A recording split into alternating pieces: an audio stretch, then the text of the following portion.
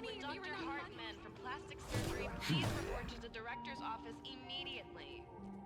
This hospital doesn't even have a plastic.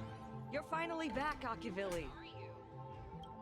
I've reviewed your clinical records. Your Stellaron symptoms are stable. Continued observation will suffice.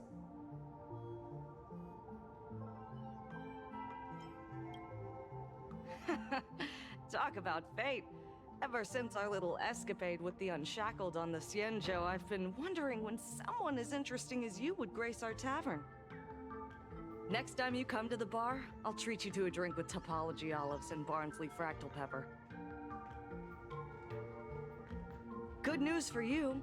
You don't need to rush into treatment just yet. Though, I can't say the same for Miss Sparkle over there. Patient number 02, Miss Sparkle, please come in. Hello there, Miss Sparkle. You're one of the few who didn't mistake me for that imposter, Doctor. But, just a reminder, yours truly isn't sick. I'm perfectly healthy.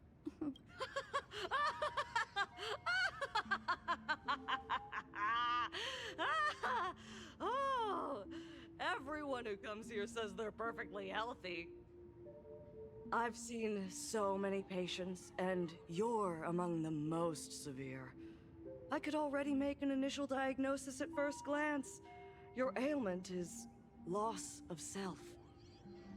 If someone can transform into 10,000 characters, would she still remember her original self?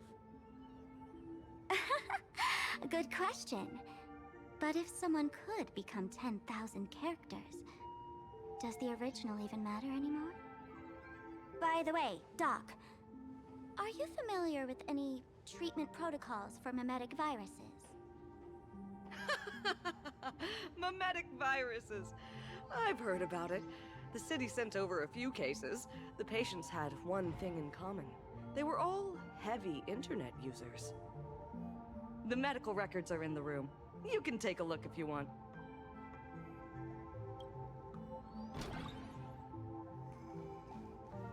Is this Duo Mention City? How is that possible? The tavern's spatial structure is bizarre to begin with. It's not that strange to see Duo-Mention City here.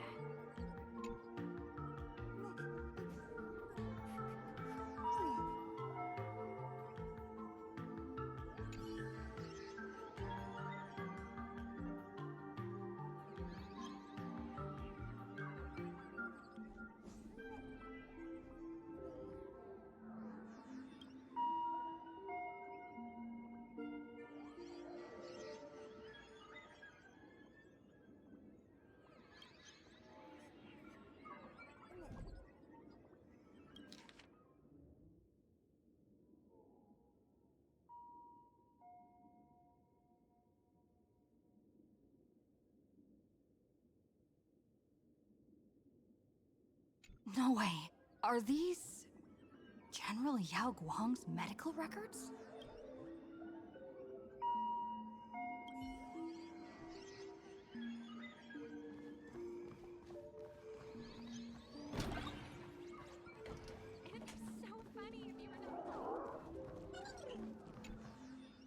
The medical records are on the bookshelf.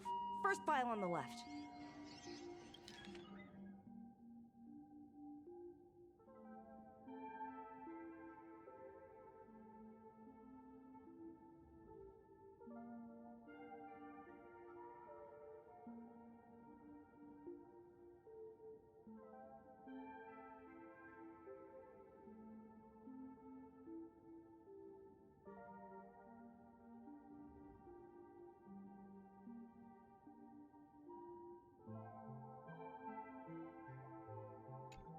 Are there already victims in the city?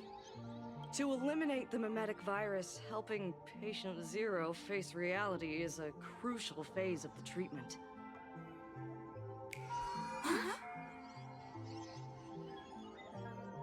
What's happening? You've never been to Fatal Joke before? That's not surprising. I don't spend much time at the tavern. And to reiterate, I'm perfectly healthy. I love patients who deny their illness. I'll personally shatter their self-confidence. Miss Sparkle, I'm going to write up a detailed diagnosis report for you. In the meantime, why don't you chat with your fellow patients who share your affliction? Gray hair, let's go. I don't want to waste any more time with this quack. Miss Sparkle, please wait in this room until the consultation is complete.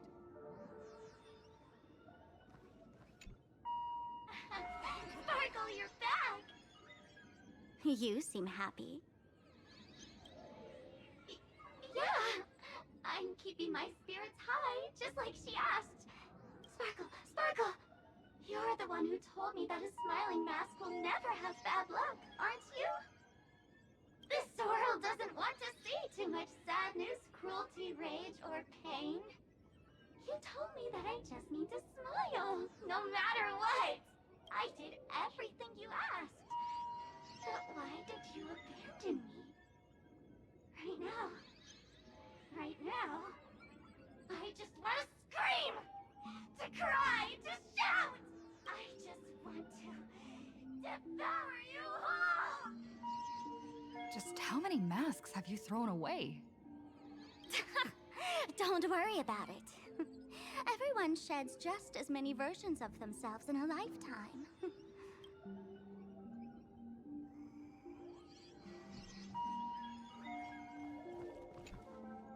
Sparkle, do you still remember me? More people got my name right today than in the past week. I'm so touched. I am your original mask. The Sparkle Roll mask. The archetype of a bright maiden doomed for a short life.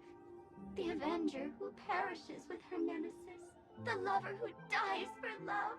The young artist driven to madness.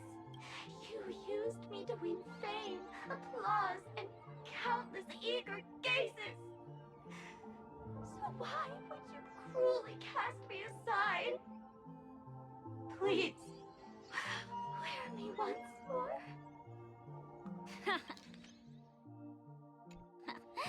The worst thing an actor should do is be tied down to one type of role.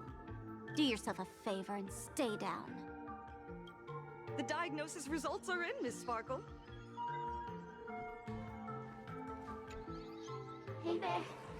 Are you also troubled by the same illness as me? What illness do you have?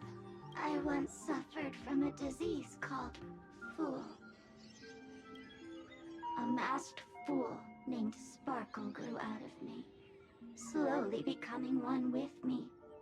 She used me to bear all the pain caused by her performances, left me battered and bruised, while she slipped away from everything. But I was lucky enough to find this tumor called Sparkle. And I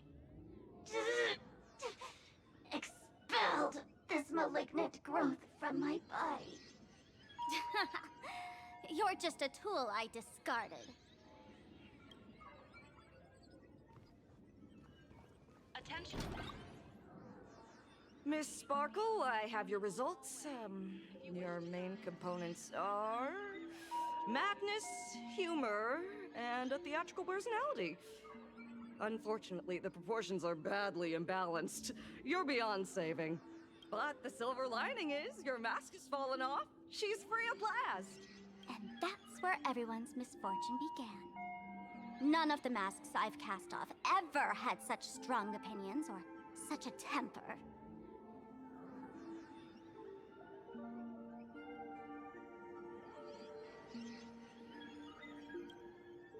She no longer needs to be corroded by your cancer of rationality.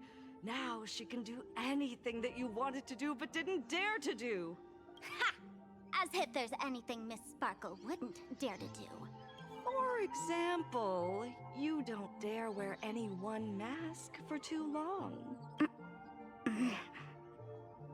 Like a butterfly shedding old skin, you keep discarding every mask just so you won't be defined or bound by them. You're afraid to stop, to be stuck in some stereotype. You're afraid that one day you won't be elating enough. That's why you drew Miss Sparksy and became her online. As a dazzling mask, everyone confides in her. Everyone wants to be her. Everyone feeds her their clever ideas. You thought this would inject new life into your elation. But sadly, once the mask is on you, you become its accessory. People care only about the image the mask paints. No one cares about the you beneath. And that is why she came to life. Human recognition and desire will flow through the internet, providing nourishment for her to bloom. She'll become a bewitching flower, conforming to everyone's wishes, letting them wear her, become her, and blossom across all of Planarcadia. What a beautiful sight. Stop? You mean treat? Yes? Cremate Sparkle. That's the best treatment I can prescribe. And here I thought you had something clever. After all, there's only one radical cure for all suffering. Make oneself disappear, right? Miss Sparkle, don't think I'm joking around with you. I only misbehave outside the tavern. But here, I am a doctor, without quotation marks. My treatment is real and effective. Generally, when a fool vanishes, their mask loses its power and becomes a dead thing. You're two sides of the same coin, after all. But as for Sparksy, I can't say for sure. During SparksyCon, she'll be worn by millions of ordinary people in Planarcadia, feeding her with sustenance and strength. Your window of opportunity is therefore fleeting. Go on, lie down on that bed and say goodbye to your friends. Press that button and the nurse will come wheel you away. There's a door in the tavern that absolutely positively leads to a still-burning star in Siduni Rama. The nurse will send you there, and that'll be the end of it. And if I say no? Then I'll have to be impolite. Miss Sparkle, nameless, the choice is yours. As for me, by the laughter above, I've got to catch the next ship out of this dump. Hey! What's going on? Why am I pinned here? Gray hair. Ma'am, navigator. A little help? The mask of the masked fool represents what you wish to become. You use it to focus your power, but the mask will gradually bind you as well. That's why you've been avoiding Sparksy all this time. She didn't just steal a vial of Memetic virus. She stole your strength. No wonder the fool at the bar joked, when a masked fool loses their mask, what remains is just a fool. Yes. Every fool has at least one such mask. Not mere decoration, but a part of our destiny, crafted by our own hands. It might be a morning actor mask you took a liking to and stole from them. It might be a head accessory you personally sketched in a moment of inspiration. Or it might be something that one day fell from the sky and latched onto your face. To become a fool, one must experience at least one such instance of destiny. The moment of masking one's face. Through the mask's eye holes, we gain a different perspective. Finally seeing how the universe is simply churning with endless jokes, and the absurd nature of our existence as living beings. The mask is who we want to be. And now, this imposter is more me than I am.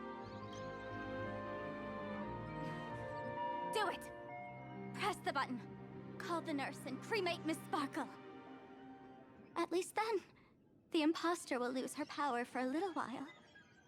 You should be able to take her down easily, right? You're not actually going to press it, right? Give us a moment to hesitate, to think. Waiting is torture, you know. You're You're not doing this on purpose to punish me, are you? Hey, gray hair! Say something!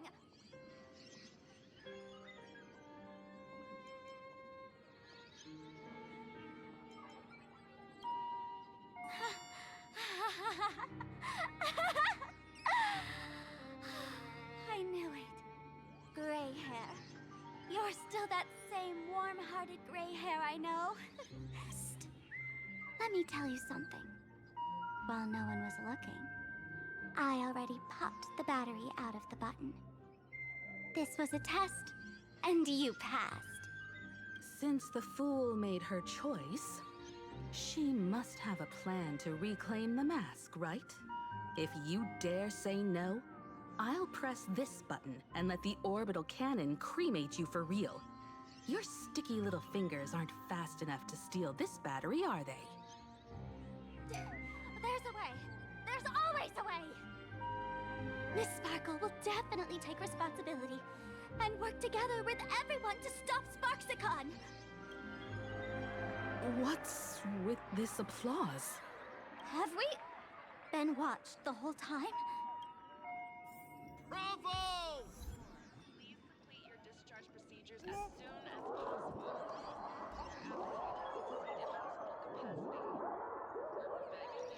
That's hilarious! So, is it time for the combat sequence now? Whew. Miss Sparkle lives to fight another day! That's hilarious!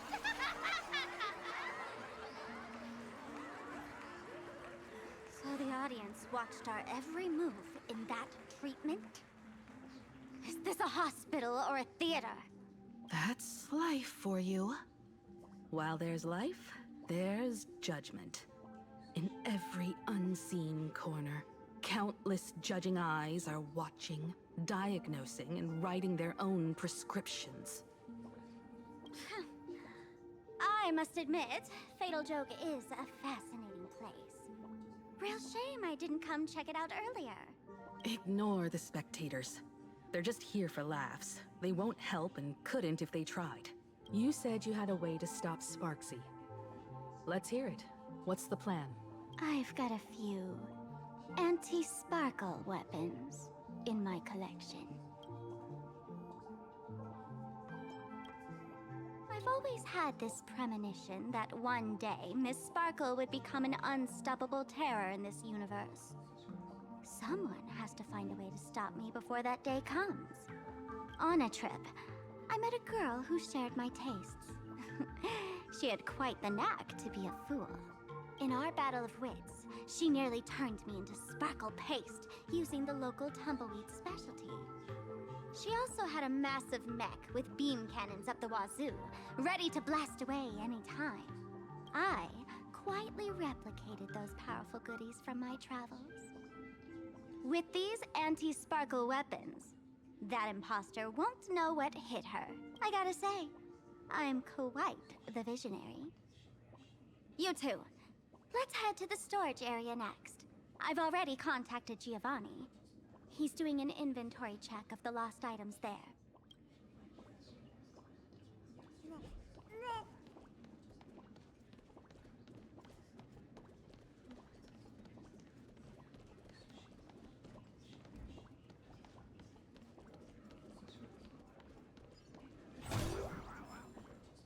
This is too much already. This is...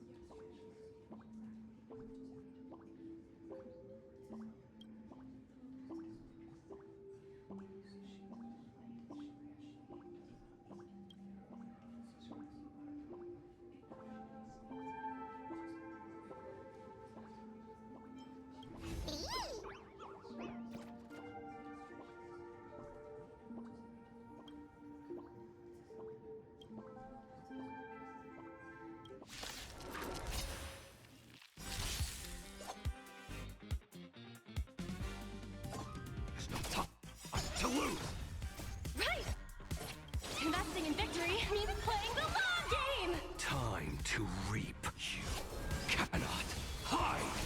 Darkness charge! Listen to the final song of harmony and unison.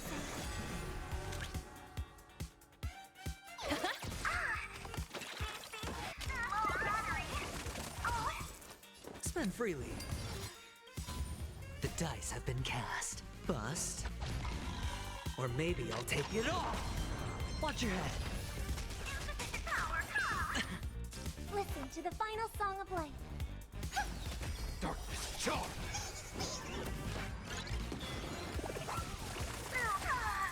Let the valuation be... Ah. I am the blade, like a shadow! The price of wishes.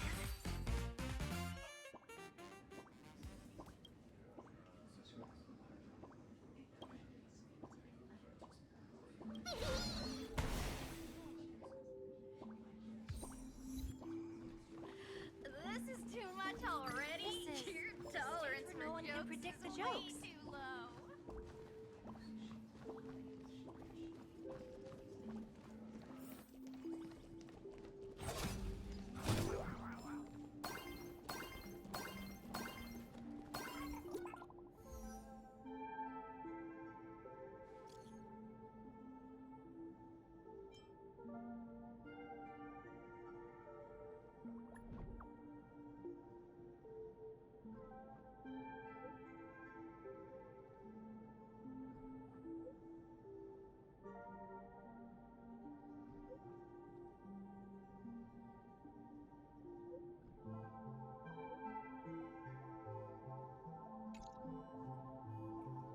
Intel from the school?